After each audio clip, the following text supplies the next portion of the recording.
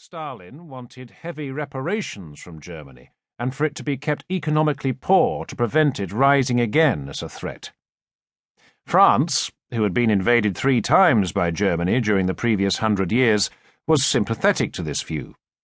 The Americans, however, felt that an economically strong Germany was vital to the future of Europe, where both capitalism and democracy could flourish, and so the country would not descend again into a breeding ground for extremism. It was precisely the period of economic and political chaos in post-First World War Germany that gave Hitler and the Nazis the opportunity to exploit people's dissatisfaction and gain power. 3 speeches. An iron curtain has descended.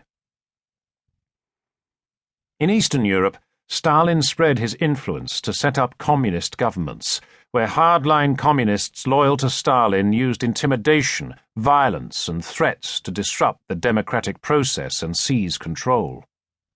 In doing so, the East European satellites provided the Soviet Union with a buffer against Western Europe.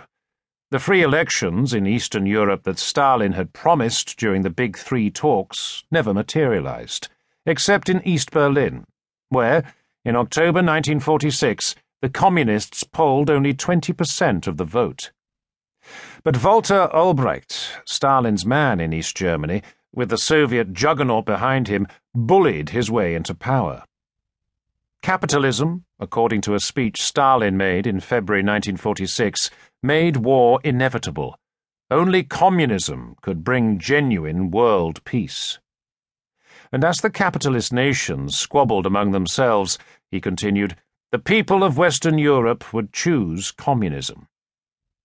Churchill, now no longer in office, gave a speech in Missouri on the 5th of March 1946, in which he coined the phrase, the Iron Curtain, saying, "From Stettin in the Baltic to Trieste in the Adriatic, an iron curtain has descended across the continent."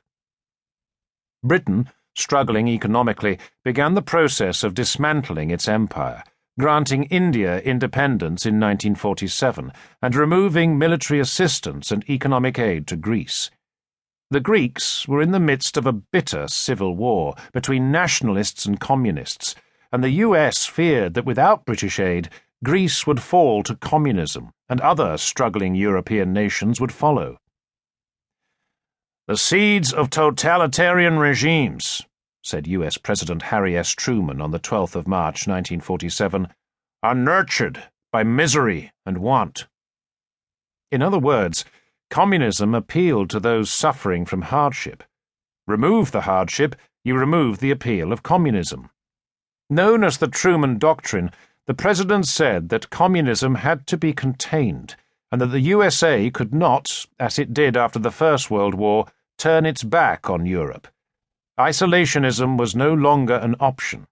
Japan's attack on Pearl Harbor in December 1941, which brought the US into the war, was proof that physical distance was no longer a guarantee of safety.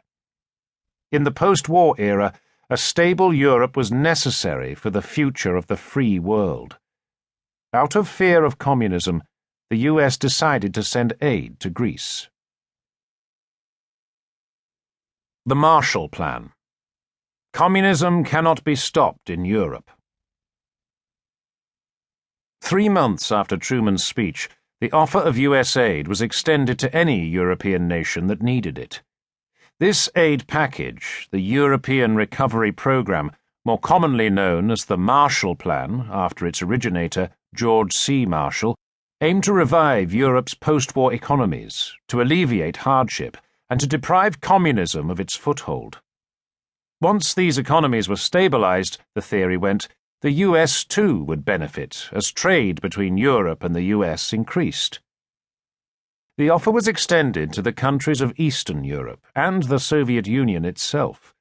The Soviet Union had received huge loans from the US during the war to help defeat Germany, and now, during the immediate post-war years, further aid would have been hugely beneficial to a country still suffering economically from the consequences of its war effort. But Stalin was never going to allow US capitalist interference within the Soviet economy.